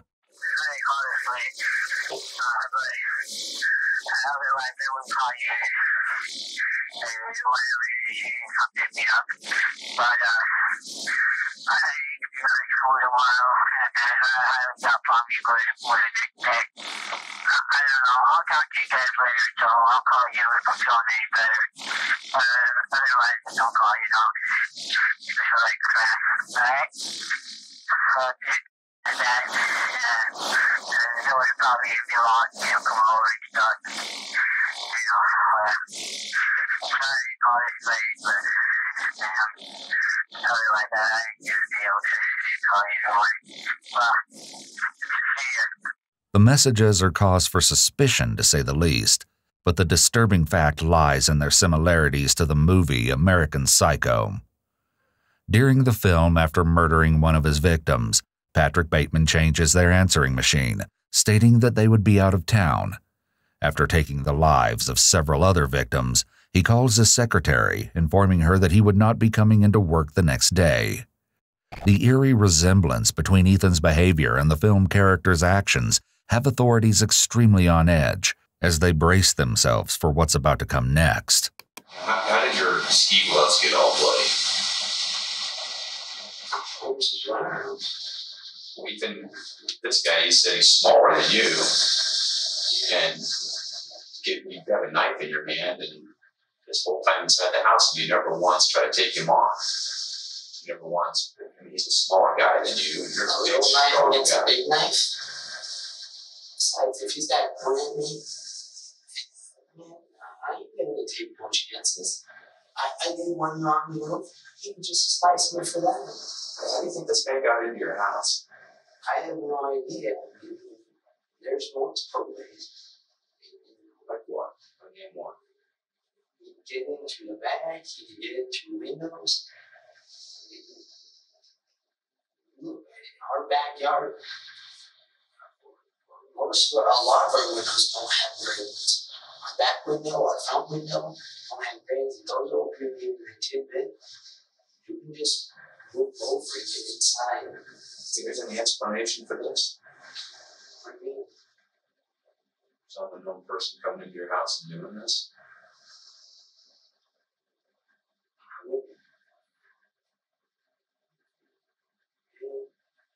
If they're on drugs, sure, they're on drugs. As you guys said, the narcotics team is in there. It could just be, one. People on drugs don't just randomly pick a house and go in there and do Yeah, this. but they've been out. I mean, they know where I live. And, they've seen me around my other buddy. Ethan is again saying "you know," which is another sign of deception, because he's trying to convince the detective. A question that he never really answers at this point is why he didn't try to attack or stop the person who killed his mom. The officer does a good job getting him to admit he knows how to fight and take care of himself, which is a great way to confront this inconsistency in his story. There's a reason. You and I just can't come to an understanding. Didn't tell me your reason. I don't know the reason, Ethan. That's why I want to talk to you. That's why I keep talking to you, Ethan. Ethan's attempt to put on an innocent facade is masking an array of dark and twisted secrets. But little does he know, authorities are learning new information as they speak. Judy's best friend has plenty to say about the disturbed 16-year-old. He bullied her, and she says, he scares me. She said that. I'm not making it up. And that's when I told her, I said, you know, it's not normal to be afraid of your own kid. And I said, he needs his ass kicked, is what I said. And I said, we can arrange that. But, you know, she's my best friend, and I don't want him to be hurt or anything, and neither did she. I don't think she wanted him to hate her any more than he already did, which is sad because she was the only one that did anything for him ever. How did she spend her time after school? She slept. Depressed people do that a lot. She didn't like to do things in her house. I know she was out in her backyard turning over the dirt, and I said, well, are you going to plant grass? Or she was, no, I was just digging. And I'm like, okay. And she walked a lot. Did she say why she liked to be outside so much? You know, I kind of, now I look back and I think, well, probably she didn't want to be in the house with Ethan, and, you know, that stress, that tension, and cut it with a knife. Even when I go over there, it's an uncomfortable feeling. Apparently, Ethan's concerning behavior had drastically escalated during the course of the previous year. The once quiet teenager was transforming into someone completely different. He reportedly became abrasive while puffing his chest out at everyone. Not only that, but according to police documents, Ethan was supposedly using various substances, though this has never been confirmed. In an anonymous statement given to authorities, one of Ethan's assumed-to-be friends stated that he'd apparently taken some of his pills to a party. There he allegedly handed them out to other students, the reason being so that the partygoers could snort them, and the behaviors yet again mimicked those of Patrick Bateman. During the course of the story, Patrick's dismissiveness, substance use, and aggression all increased in intensity, much like Ethan's alleged recent conduct. But that wasn't all. One of Judy's neighbors recalled the roaring arguments that could be overheard at Judy's residence. They stated that the altercation seemed to have recently leveled off. However, Judy apparently expressed her feelings of terror to them in regard to her youngest son. Despite her fear, Judy never gave up on working towards a better relationship with Ethan, but he was not so willing. In fact, Ethan's rage was supposedly morphing into horrifying acts of violence against his own mother. He'd allegedly hit Judy at one point, although the incident isn't clearly explained. According to police documents, he would reportedly go so far as throwing her against a wall during an argument before spitting in her face. According to one anonymous statement, Ethan reportedly claimed, "I hate my mom, I want to kill her." In addition, police would learn that Ethan apparently told his brother that Judy would eventually get what she deserved. She had no control. He had no discipline. I thought, before I heard the weapon thing earlier that day, I thought, you know, I bet he just snapped. They were arguing or something, and he just snapped and beat the crap out of her.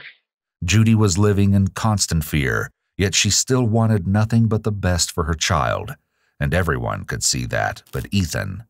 He wouldn't be satisfied until he got exactly what he wanted, even if it meant committing the unthinkable. One would come into your house and sneak around and go to your weight room. I mean, how would anyone know where your weights are? If they come to that window, then you just found the weights.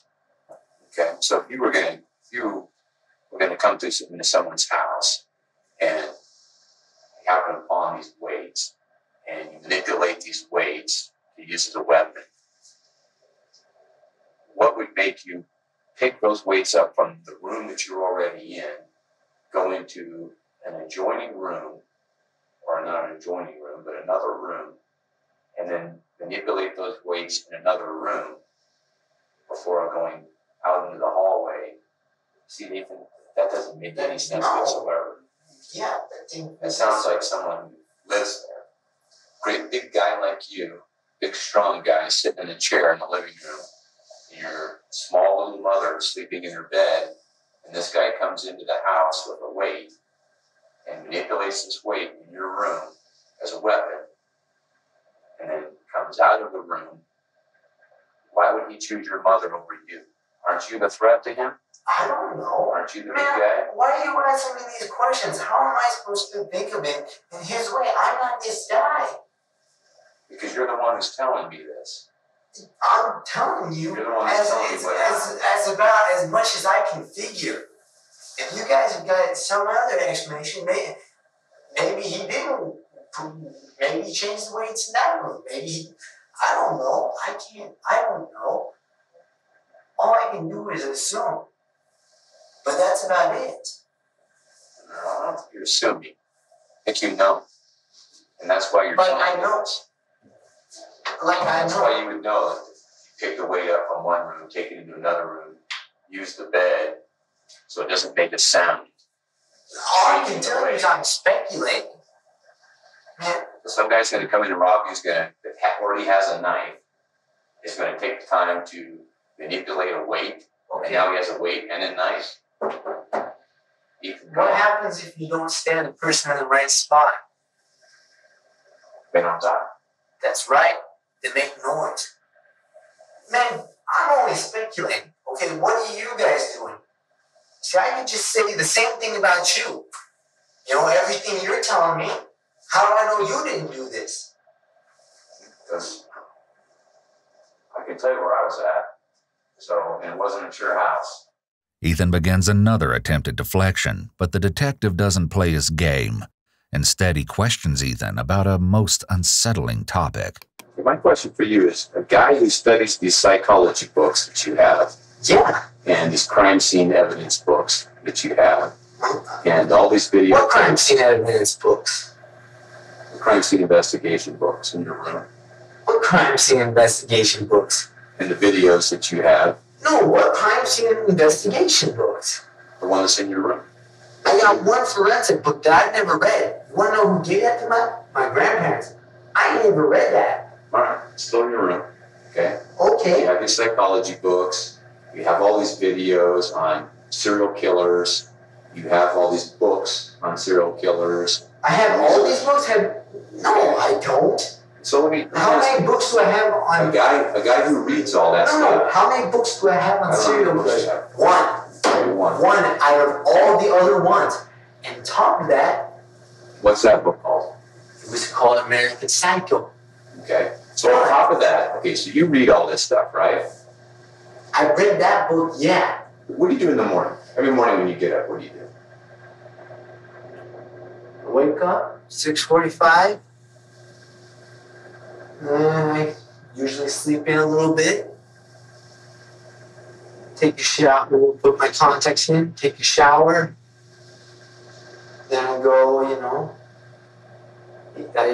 sometimes I have my clothes already out. Other times I just, grab my clothes as I go. You ever put any stuff on your face? Not usually. I don't have enough time. Okay. We've done that in the past. It's kind of a routine when you get up in the morning, you put this cream stuff on your face. Cream stuff? Mask type stuff. I've used a mask. I've used a mask pill. It's relaxing for your face. This is intriguing considering that Patrick Bateman had a very elaborate morning routine that included exercise as well as a multi-step skincare regimen that he followed religiously. Of course, what 16-year-old boy wouldn't enjoy using a calming face mask? Or at least Ethan would like us to believe that he wasn't modeling his own behavior after that of his fictional bloodthirsty idol. It only becomes more eerie from here. I'll tell you how little studying I've done on actual serial killers.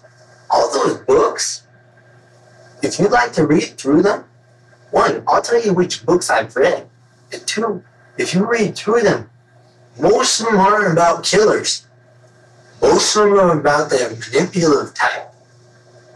The type that just live on every day. They're everyday citizens. Don't get into big trouble. Okay, which books are these? Which books are these? The Psychopath books. Okay. By Robert D. Hare. Is there a series on them? He's the one that actually created the PCLR. It's the psychopathy checklist. It's ironic that Ethan talked so much about how most of the books he reads are about manipulative people, and he starts to describe himself. He's been playing semantics and going down rabbit holes to avoid talking about the real issue, which is who killed his mother. Even at this point, Ethan is still trying to manipulate the officer and trying to take control of where this is going. However, the officer does a good job staying focused. Ethan's fascination with the criminal mind was of particular notice to his teachers. During one class, Ethan apparently expressed to his fellow students that he was having thoughts of killing.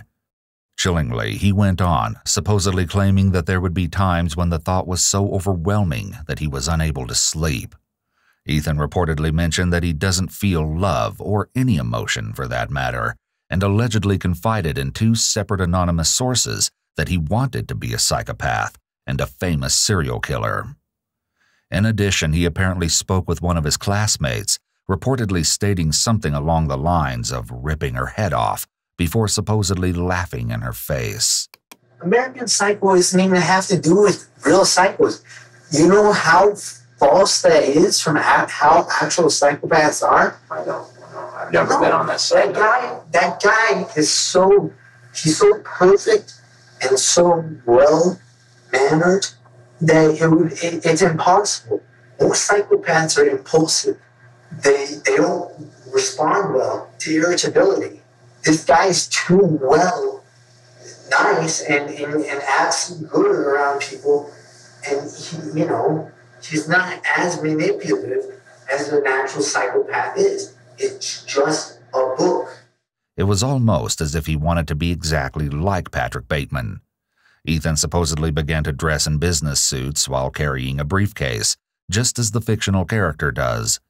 But most perplexing was his shift in behavior, as his cold and callous demeanor was something that he wore almost as a badge of honor. And she would be, in tears and say that, that they had an altercation. Generally, it seemed like it was he'd want friends over, and she wouldn't allow it, and just normal stuff that I think that he could push her around and get away with it. I never had any problems like that. A week or so ago, he had kind of a blowout with and they've always got along all right, but that was the first time I was aware of seeing it firsthand. He exploded and she was like, get him out of here, take him home. And he said he was homicidal more than once. He had an altercation at school where he was brought to the juvenile detention for hitting a kid or pushing a kid or something.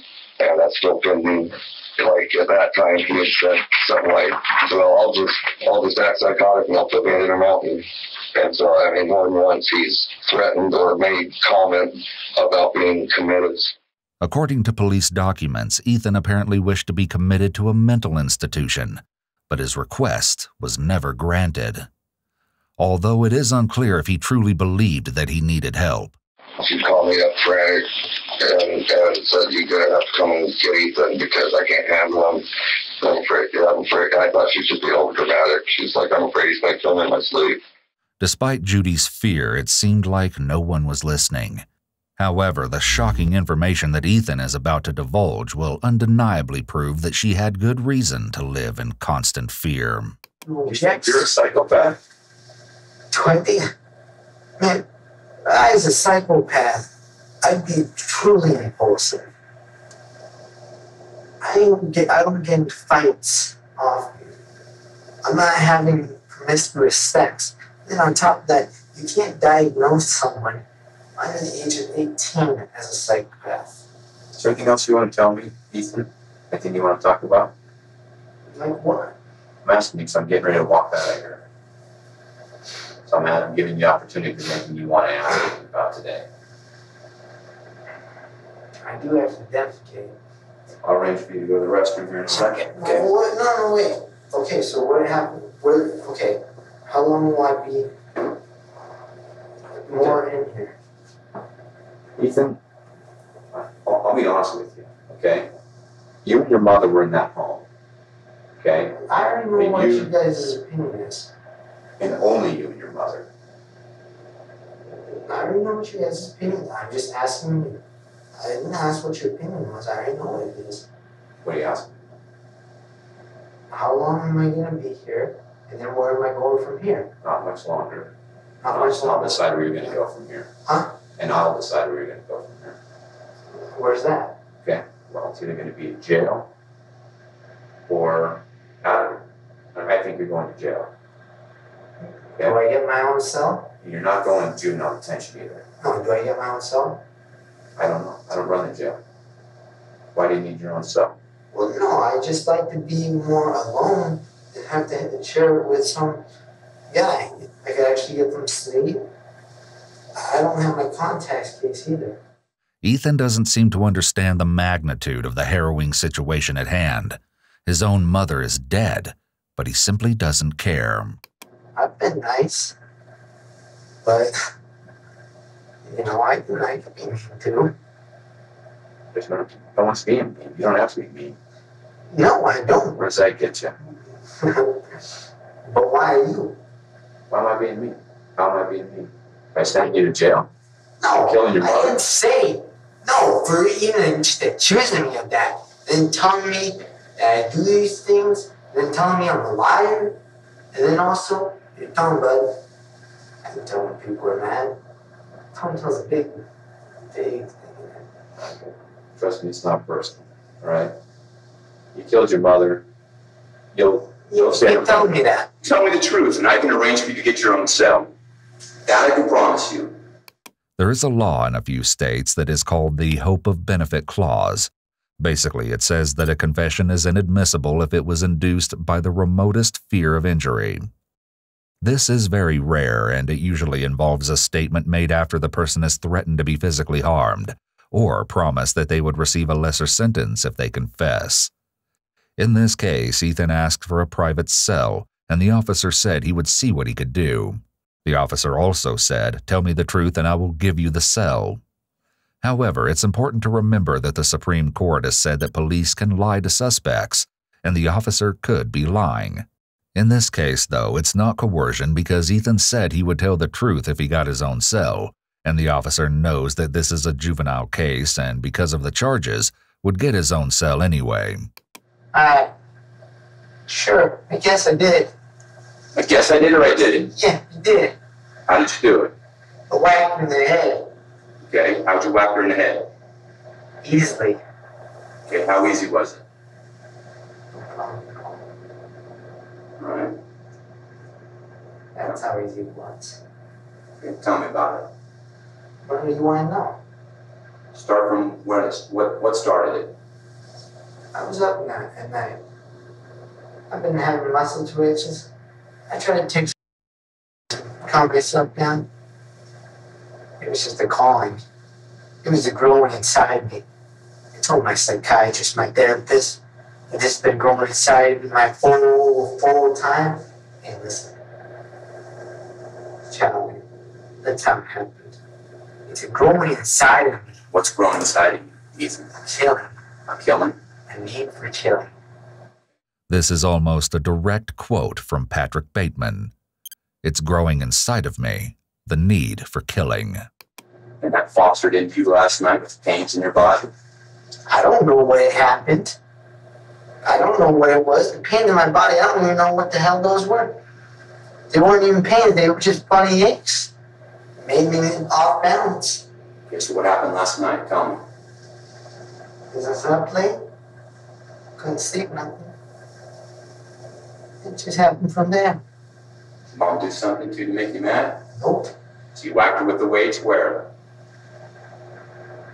In the head. Okay, how many times? I didn't count. Approximately. Guess. I don't remember.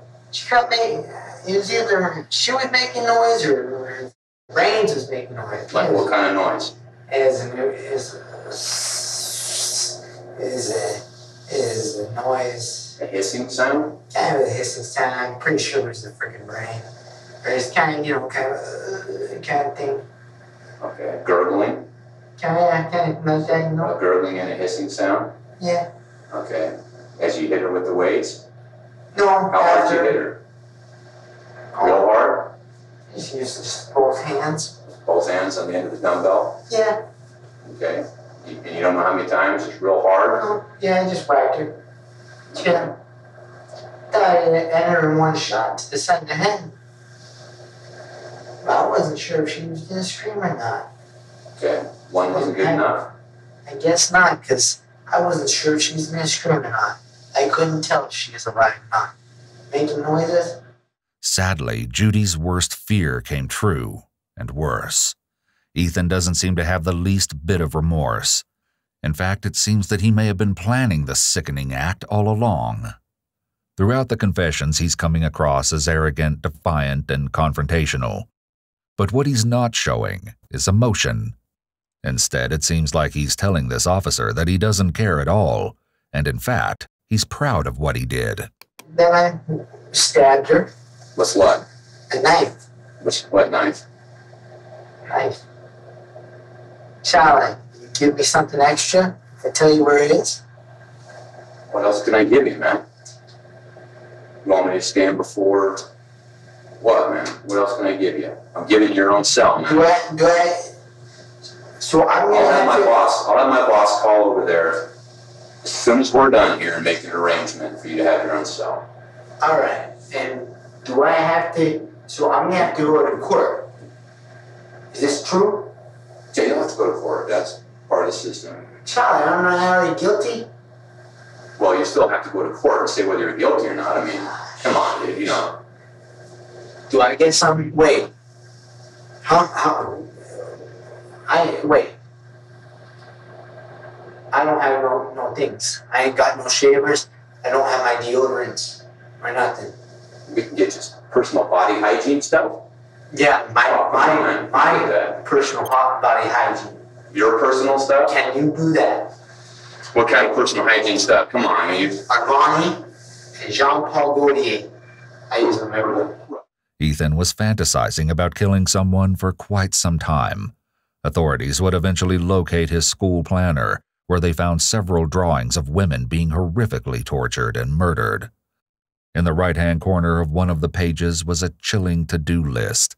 It reads, 1. Kill everyone. 2. Cut them into pieces.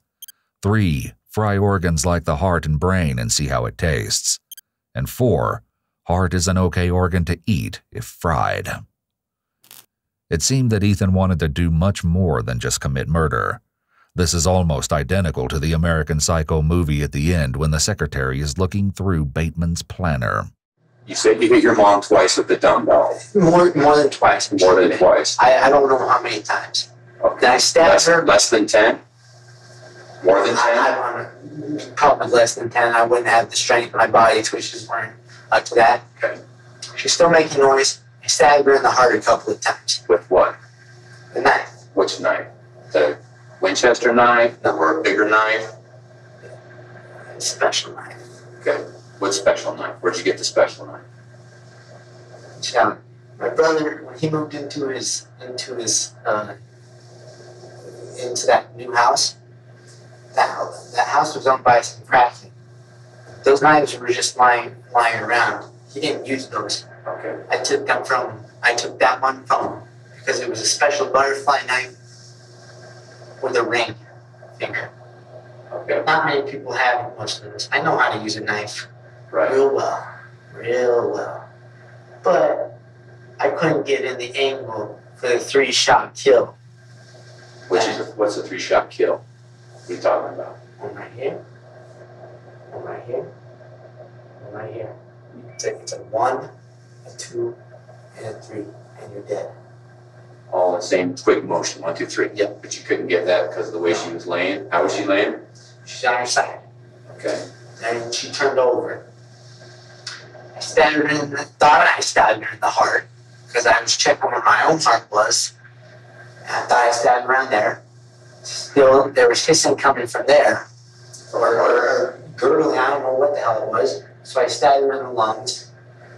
And I don't know, maybe I slit her throat before I stabbed her in the lungs. I can't remember.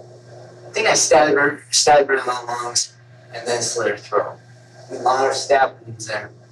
And they are more than just superficial. Okay, they're real good, deep stab wounds, is what you're saying? It's like, I've never seen actual skin be torn apart like that. It's like paper, but worse. Worse? Yeah. It's, clay kind of thing, you just spread it apart. That's how it is, kind of elastic. It's weird. Kind of rip or? Oh no! I just went right in there. It just got through there.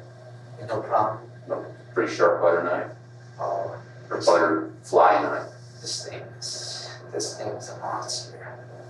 I had the glove over her mouth the whole time, or what I thought was her mouth. What glove? The blind one. Not sure if you slit her throat.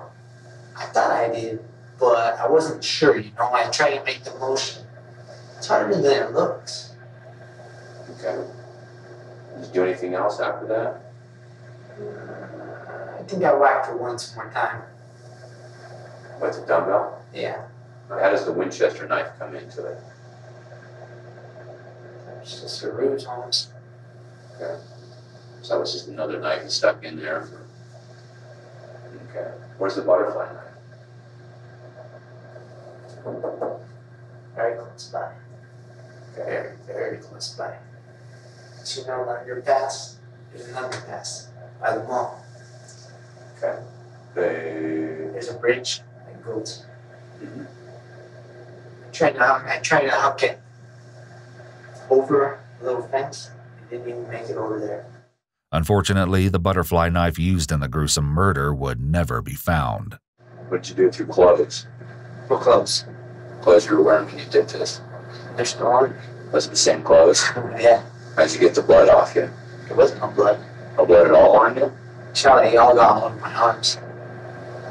On your gloves? Yeah, I made sure it didn't get all over. I mean, though there was some splatters, I got lucky. What'd you do afterwards? Afterwards, what?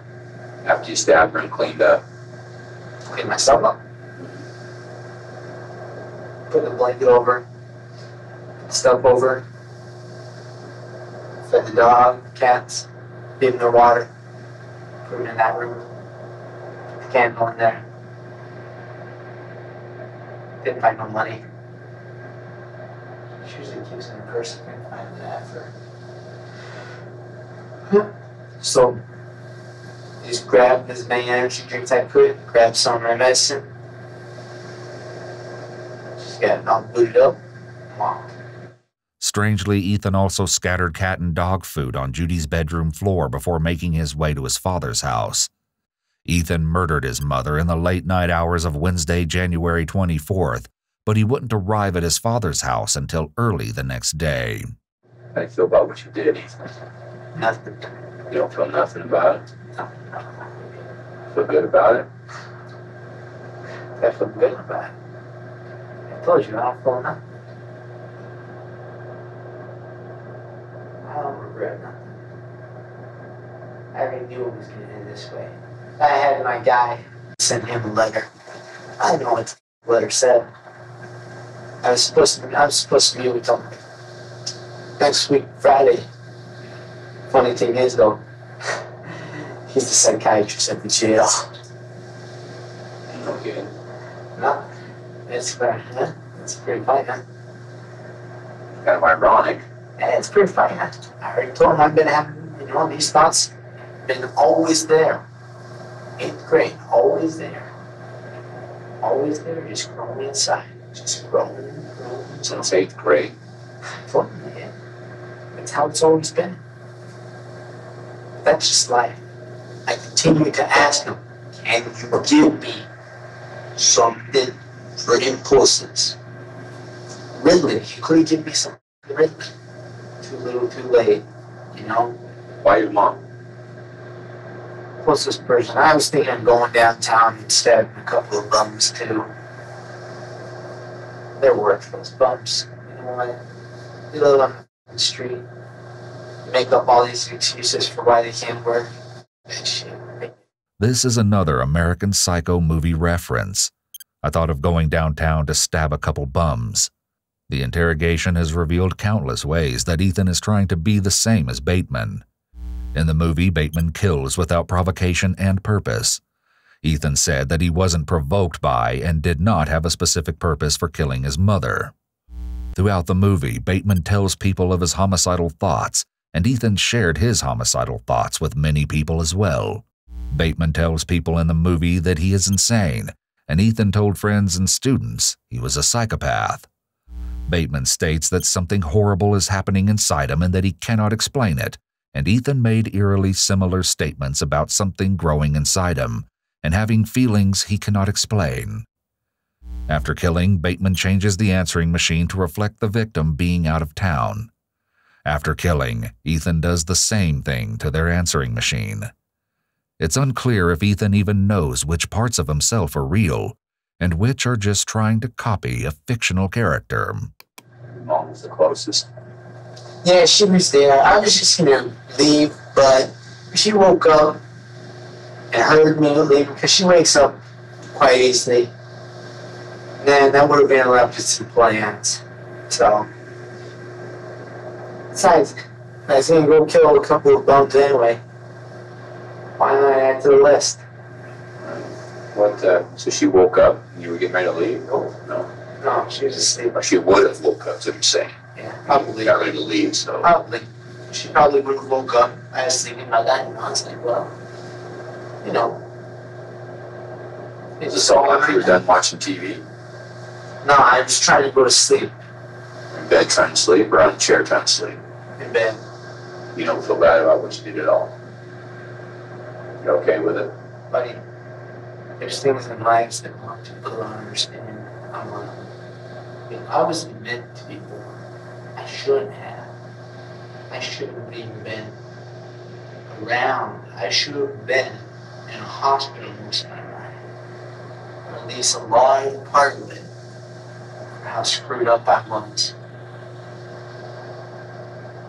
It's just called luck. That's just how it is. You know, all this God, this faith thing. Ain't there.